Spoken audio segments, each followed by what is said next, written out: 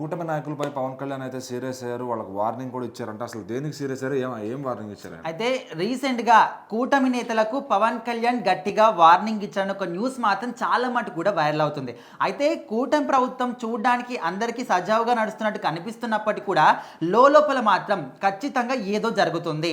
ఈ 3 పార్టీల మధ్య అంటే బీజేపీ పార్టీ పక్కన పెడితే ఇటు టీడీపీ, జనసేన పార్టీల మధ్య మాత్రం ఖచ్చితంగా ఏదో ఒక గూడుబుటాని నడుస్తుందనే విధంగా చాలా మంది కూడా అనుకుంటున్నారు. ఎందుకంటే ఒకవైపు వర్మ కావచ్చు, అదేవిధంగా పవన్ కళ్యాణ్ సంబంధించి జనసేన పార్టీలో కూడా అంటే ఒక పార్టీకి వీళ్ళిద్దరి మధ్య సమన్వయం లేదు, అండర్స్టాండింగ్ సరిగ్గా లేదని ఎప్పటికి కూడా అది నడుస్తున్న సంగతే.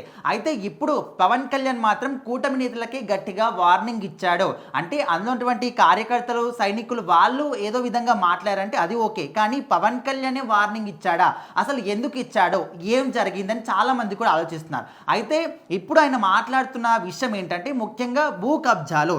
అయితే భూదందాలు చేసే వాళ్ళు ఎవరైతే ఉంటారో వాళ్ళు కూటమి ప్రభుత్వంలో ఉన్న వాళ్ళైనా కావచ్చు, వేరే వాళ్ళైనా కావచ్చు, ఎవరైనా కూడా ఖచ్చితంగా కబ్జాలకు పాల్పడితే వాళ్ళ మీద ఖచ్చితంగా కేసులు పెడతాము, వాళ్ళని ఖచ్చితంగా శిక్షిస్తామనే విధంగా పవన్ కళ్యాణ్ మాత్రం చాలా గట్టిగానే సీరియస్గా చెప్పడం జరిగింది.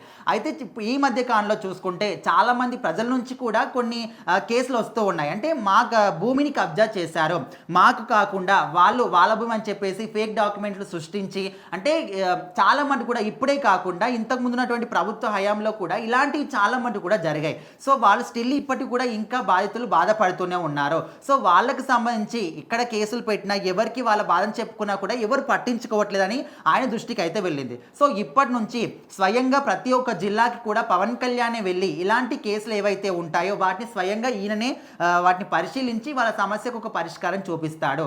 సో ఇలాంటివి ఎవరైతే చేస్తున్నారో, భూ కబ్జాలు చేసి ఎవరైతే వాళ్ళని బాధితులని బాధ పెడుతున్నారో, వాళ్ళ భూములు కాకుండా అన్యాయంగా లాక్కొని వీళ్ళని ఫేక్ డాక్యుమెంట్స్ సృష్టించుకుంటున్నారో ఖచ్చితంగా వాళ్ళు వేరే వాళ్ళైనా కావచ్చు, లేకపోతే కూటమి ప్రభుత్వం వాళ్ళైనా కావచ్చు, ముఖ్యంగా జనసేన పార్టీ వాళ్ళైనా కావచ్చు, ఎవరైనా కూడా ఇలాంటి వాటికి పాల్పడితే ఖచ్చితంగా ఉపేక్షించేదే లేదు అనే విధంగా అయితే చెప్తున్నాడు. సో మొత్తానికి ఇప్పటి నుంచి ప్రతి నెల కూడా భూ కబ్జాలకు సంబంధించి ఎవరైతే బాధితులు ఉంటారో సో వాళ్ళు అర్జీలు పెట్టుకోవచ్చు. ఆ అర్జీలన్నీ కూడా ప్రతి నెల ప్రతి ఒక్క జిల్లాకి స్వయంగా నేనే వచ్చి కూడా వాటిని పరిశీలిస్తాననే విధంగా పవన్ కళ్యాణ్ చెప్పాడు. సో మొత్తానికి అయితే ఇక్కడ జనసేన పార్టీ కావచ్చు, టీడీపీ కావచ్చు, బీజేపీ కావచ్చు, వైఎస్ఆర్సీపీ కావచ్చు, కాంగ్రెస్ కావచ్చు, ఇంకే పార్టీ అయినా కావచ్చు, ఆ పార్టీ నేతలు, కీలక నేతలు కావచ్చు, ఇంకెవరైనా కావచ్చు, భూదందాలు చేసేవాళ్ళు, భూ కబ్జాలకు ఎవరెవరైతే పాల్పడుతున్నారో, అన్యాయంగా భూమి ఎవరైతే సొంత భూమి ఉంటుందో వాళ్ళని బాధ పెడుతున్నారో ఖచ్చితంగా అలాంటి వాళ్ళకు మాత్రం తొందరలోనే శిక్ష పడడం ఖాయం. ఇక మీదట అందరూ కూడా జాగ్రత్తగా ఉండండి అనే విధంగా పవన్ కళ్యాణ్ మాత్రం కొన్ని హెచ్చరికలు జారీ చేశారు.